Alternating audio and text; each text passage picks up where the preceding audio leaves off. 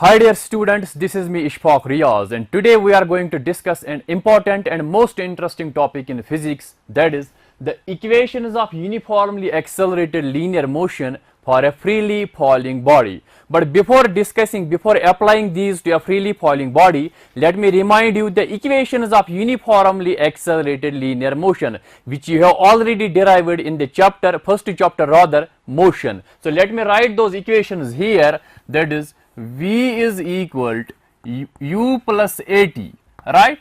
Then S is equal to UT plus 1 by 2 AT square. And one thing more, V square minus U square, it is equal to 2AS. These are the equations of uniformly accelerated linear motion. Now what is meant by the uniformly accelerated motion? That is, acceleration is constant, that is the velocity changes by equal amounts in equal intervals of time, and the linear means body is moving along a straight line. So these are the equations of uniformly accelerated linear motion. So this is velocity time relationship, this is position time relationship, and this is the relationship between initial velocity and final velocity. Now let me tell you two more equations for the uniformly accelerated linear motion. In case the acceleration is constant, then the average velocity is given by initial velocity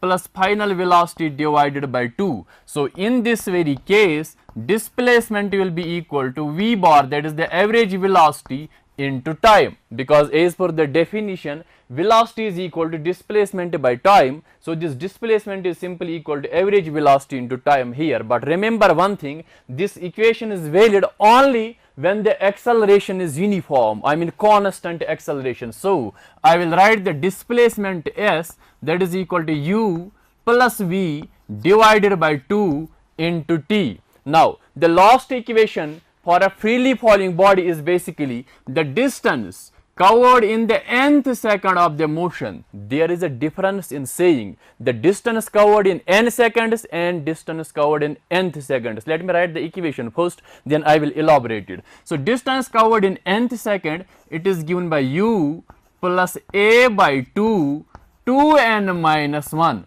Now what does this nth second mean? Let me elaborate it here. For example, this is the motion of a body, and let me suppose that it covers 4 meters in 1 second, 8 meters in 2 seconds, and let this be 20 meters in 3 seconds. Let me explain it once again. Suppose there is a body and it covers 4 meters in 1 second, it covers 8 meters in 2 seconds, and it covers 20 meters in 3 seconds. Can you tell me the distance covered by the body in third second? Yes, you are right. It will be simply 20 minus 8, that is equal to 12 meter. So this is basically the distance covered in third second. This total, it is the distance covered in 3 seconds, that is 20 meter, but the distance covered in third seconds is simply distance covered in 3 seconds. Let me write it here. Distance covered in third second, it is distance covered in 3 seconds minus distance covered in 2 seconds. So let me write it here. So this is simply 20 minus 8, that is equal to 12 meter. This is what is meant by the distance covered in a particular second, third second, fourth second. So this is S nth, it is equal to U, that is the initial velocity, plus A by 2 into 2n minus 1. These are the equations of uniformly accelerated linear motion, which you can derive in 9th class by graphical method or by algebraic method, and in the 11th class we derive these equations by calculus method by taking the help of differentiation and integration. But right now we are applying these equations to a freely falling body. Now what is meant by the freely falling body? I have already explained it in the previous lecture. Simply if you throw a ball upwards or downwards, or if you release it from rest, that is simply called a freely falling body. And the acceleration that is produced in the freely falling body, that is called the acceleration due to gravity. I have already elaborated all these things in the topic, that is the small g, that is acceleration due to gravity. Now here this acceleration produced in a freely falling body, that is equal to the acceleration due to gravity, and on or near the surface of earth it is all constant and is equal to 9.8 meter per second square. So we will discuss here, we will apply these equations to a freely falling body. Now you know the acceleration produced in a freely falling body, it is equal to the acceleration due to gravity, and on or near the surface of earth it is equal to 9.8 meter per second square, and it is always directed vertically downwards. Now if you throw a ball vertically upwards, it does not matter whether a body is rising or falling, its acceleration is again equal to 9.8 meter per second square. Now what happens when we throw a ball upwards? Its velocity decreases by 9.8 meter per second every second of its motion, and at the topmost point it ultimately comes to rest and starts the downward motion. Now let me elaborate it here. If you throw a body with some initial velocity, its velocity decreases by 9.8 meter per second every second of its motion. When it reaches the highest point, its velocity becomes 0, and then it starts the downward journey, and it's during the downward journey its velocity increases by 9.8 meter per second every second of its motion until it hits the ground, right? So this is what is meant by a freely falling body and the acceleration produced in a freely falling body. Now let us apply the equations of motion to a uniformly, let us apply the equations of motion to a freely falling body. For that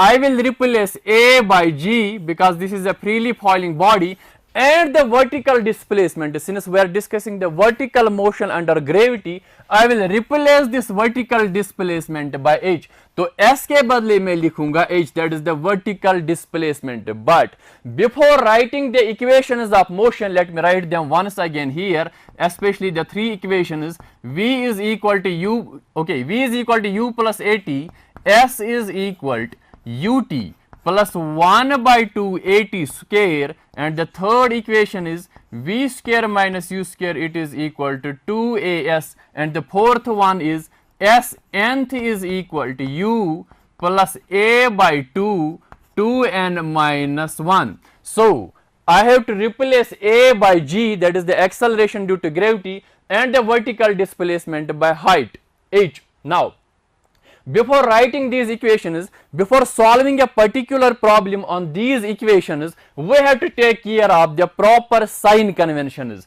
For upward motion, let me write the sign conventions here. If the body is moving upwards, so for upward motion we can take g negative, because the velocity of the body decreases during upward motion and ultimately it comes to rest after reaching the highest point. And for the downward motion, so if you simply drop your body from the rest, if the body simply starts from rest, so for downward motion, we will replace g by a positive sign. Simply will remember these sign conventions. For upward motion we can take g negative, and for downward motion, since the velocity increases by 9.8 meter per second every second of its motion, so we will have to take g positive. Or you can follow one more sign convention like this. If this is the origin of the Cartesian coordinate system, this is x-axis and this is y-axis, right? So on this very side this is positive, this is negative, above this is positive and below this is negative. You can take displacement and velocity positive for upward motion and vice versa. For downward motion you have to take them negative. Or you can simply remember this very sign convention. In this very sign convention, since small g, that is acceleration due to gravity, is always directed vertically downwards, in this very sign convention where you take vertical height and displacement, I mean displacement and velocity positive, g is always negative in this very sign convention. Or you can remember this very sign convention. For upward motion g can be taken as negative, and for downward motion g is taken as positive. Now let me write the equations of motion for a freely falling body. तो मैं क्या लिखूंगा पहले, this v is equal to u plus gt. So these are the equations of motion for a freely falling body. So for a freely falling body, so I have to replace a by g, and I have to take due care of the proper sign conventions. Now second equation s के बदले लिखूंगा h, that is the vertical displacement. This is equal to ut plus 1 by 2 gt square, or third equation v square minus u square, it is equal to 2gh, and the last one s nth, or simply I will replace s by h, that is h nth, that is equal to u plus g by 2, this is 2n minus 1. So these are the equations of motion for a freely falling body. Now if the body is just dropped, if the body starts from the rest, you can see the initial velocity of the body is 0. So if the initial velocity of the body is 0, now the equations of motion will become, so I will write v is equal to gt, because in this very case body is just dropped, so the initial velocity will be equal to 0, and this h will be equal to 1 by 2 gt square. यहाँ आप ये relation भी लिख सकते हो, ये जो t है it is equal to under root of 2h by g. Yes, and the third equation will become v square is equal to 2gh, or simply you can write this v is equal to under root of 2gh. But remember dear students, we are assuming here the effect of air resistance. We neglected the effect of air resistance, we neglected the rotation of the earth, because due to rotation of the earth g changes. We neglected these things. One thing, that is we neglected the effect of air resistance, we neglected the effect of rotation of the earth, and we neglected the effect of altitude as well, because we neglected the effect of altitude as well. So these are just some of the assumptions in this very case. So we assume that the effect of air resistance is neglected, okay, the effect of rotation of earth is also neglected, and the effect of altitude is also neglected. So the equations of motion for a freely falling body will become v is equal to gt if initial velocity is equal to 0, h is equal to 1 by 2 gt square, and v square is equal to 2gh. Now let us solve a few questions regarding the motion of a freely falling body. Now here we go with this very question. A ball is thrown vertically upwards with a velocity of 29.4 meter per second. Discuss the motion of the ball. But before discussing the motion of the ball, let me tell you one thing. How to solve a particular problem in physics, how to approach a particular problem in physics, for that you have to consider yourself to be the experimenter. You are doing the experiment and everything is going in front of you. Imagination is must in physics. You consider yourself to be the observer and imagine everything is going on in front of you. Now let me solve the question. Now a ball is thrown vertically upwards. When the ball is thrown vertically upwards, see, if it is thrown vertically upwards, the given here is you throw a ball with an initial velocity of 29.4 meter per second. Now we have to discuss the motion of the ball. Now let us discuss it here. This is the initial velocity, so let me write here, when we throw a ball vertically upwards, after reaching some height it will ultimately come to rest, and then it will start the downward journey. Now let us find the velocity of the body after 1 second. You are getting my point or not? This is a ball thrown with an initial velocity of 29.4 meter per second. We have to discuss its motion. So let us find the velocity of the ball after 1 second. As per this very relation, v is equal to u plus gt. Since this is upward motion, so we have to take g negative. So I will write v1 is equal to u minus gt. ठीक है ना? So this is velocity of the ball after 1 second. u के बदले लिखूंगा 29.4 minus this is 9.8, so t के बदले लिखूंगा 1. So this is 29.4 minus 9.8. You can easily see this is equal to 19.6 meter per second, right? This is the velocity of the ball after 1 second. Similarly, velocity of the ball after 2 seconds will be u के बदले लिखूंगा 29.4 minus g के बदले 9.8 into 2. So this is 9.8 into 2, that is 19.6. 29.4 minus 9.8 into 2, that is 19.6. You can easily see this is equal to 9.8 meter per second. This is the velocity of the ball after 2 seconds. Now let's find the velocity of the ball after 3 seconds. So this is u के बदले लिखूंगा 29.4, this is minus 9.8 into 3. See, this is 9.8 into 3, that is equal to 29.4. So this is 29.4 minus 29.4, this is equal to 0. So this is the velocity, initial velocity, velocity after 1 second, velocity after 2 seconds, and velocity after 3 seconds is equal to 0. This means that the body attains some height, maximum height, and at this very position the body will start the downward journey. So here you can see from the graph as well, at t is equal to 0, initial velocity is given 29.4 meter per second. After 1 second, velocity of the body is 19.6 meter per second. After 2 seconds, it is 9.8 meter per second.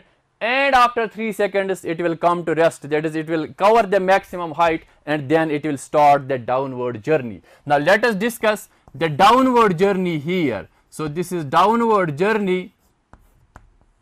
The ball will start the downward journey after 3 seconds. Now, let us calculate the velocity of the ball after 1 second. Now, when it reaches the highest point, now the initial velocity will be equal to 0. But since the motion is downward, so I have to take g positive. So, v is equal to u plus gt. Since initial velocity is 0, so I will write this is 9.8 into 1, that is equal to 9.8 meter per second. This is the velocity of the ball after 1 second during downward journey. Similarly, I can calculate v2 is equal to u के बदले लिखूंगा 0 because the motion is downward now, plus g के बदले लिखूंगा 9.8 into 2, that is equal to 19.6 meter per second. Similarly, I can calculate velocity of the body or ball after 3 seconds. This is 9.8 into 3, that is exactly equal to 29.4 meter per second. So the ball, it will strike the ground. Let me elaborate it here. This is vertical motion for you, I will show it here. This is the velocity after 1 second, that is equal to 9.8 meter per second. You can easily see it from this figure. The velocity after 2 seconds, that is 19.6, and velocity after 3 seconds is 29.4. So the ball will strike the ground after 3 seconds with an velocity of 29.4 meter per second. This is the motion of a ball thrown with an initial velocity of 29.4 meter per second. Now we can draw some conclusions regarding the motion of a freely falling body, especially for this problem under consideration. So what we observed, what can we conclude from this is that number 1, you can see body took 3 seconds to reach to the highest point. This is called a time for upward journey, or you can call it time of ascent, or you can call it time of rise. So time of ascent or simply time of rise, you can see, and after starting the downward journey, it hits the ground again in 3 seconds. So you can say this time of ascent, it is equal to time of descent, or you can say time of rise is equal to time of fall, right? So I will write T1, this is time taken to cover the maximum height from this diagram, and this is equal to T2, that is equal to time of fall, that is time from the maximum height, then it will reach to the ground. So time of rise is equal to time of fall. This is absolutely true for a freely falling body. Number 2, you can see the velocity with which the body was thrown, it hits the ground again with the same velocity. So I can say number 2, velocity of throw. Let me write here velocity of throw, or you can see velocity of throw it is equal to velocity of return. That is, it will hit the earth, it will hit the ground again with the same velocity. Number 3, you can see from the figure, at this very position the velocity of the body is same, whether the body is rising or falling, whether it is upward or downward journey, the magnitude of the velocity is same. So I will write number 3 here, the magnitude of the velocity, that is speed. So magnitude of the velocity at any point, so magnitude of the velocity at any point in upward and downward journey, in upward and downward journey, and downward journey is same, and downward journey is same. You got it or not? You can easily see it.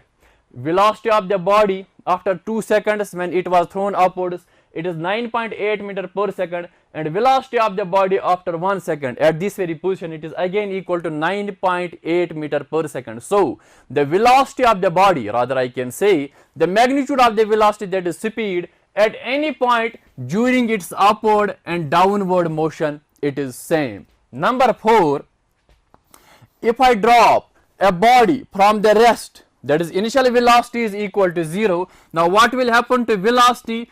Since v is equal to u plus gt, u के बदले लिखूंगा 0, so this is equal to gt. G के बदले लिखूंगा 9.8 into t. So the velocity of the body, if it is dropped from the rest, it will increase at the rate of 9.8 meter per second every second of its motion. Now what will happen to the distance? Since s, or you can write it h, it is equal to 1 by 2 gt square. G के बदले जब 9.8 लिखूंगा, 9.8 by 2, it is 4.9. So the distance covered in successive seconds, so the distance covered in successive seconds is in this very ratio, that is 4.9 into t square. Now what is the ratio of the distance covered in first second, second second, and third second? Let us find it here. That is s first, s second, and s third. I hope you remember distance covered in 3 seconds and distance covered in third second.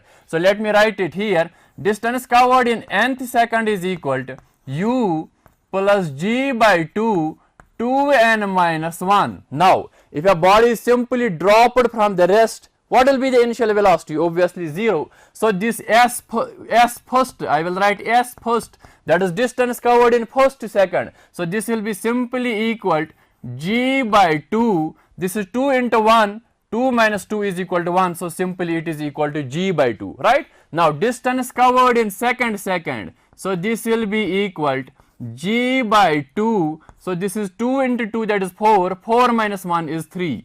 Okay, distance covered in third second, this is equal to g by 2, 2 into 3 is 6, 6 minus 1 is equal to 5. Can you calculate the ratio between distance covered in first second, distance covered in second second, and distance covered in third second? You can see this is 1, g by 2 is same in all the three. So this will, so I will write the ratio s first is to s second is to s third. This is equal to 1 is to 3 is to 5. This is what is called the Galileo's law of odd multiples. That is, the distance covered by a freely falling body, if it is dropped from the rest, is in the ratio of odd multiples, that is 1 is to 3 is to 5 is to 7, and so on. So these were some of the points regarding the motion of a freely falling body, equations of motion for a freely falling body, and how do we apply them, and some of the points regarding the motion of a freely falling body during its upward and downward journey. Hope you enjoyed today's lecture. We'll be meeting in the next lecture. Till then, goodbye.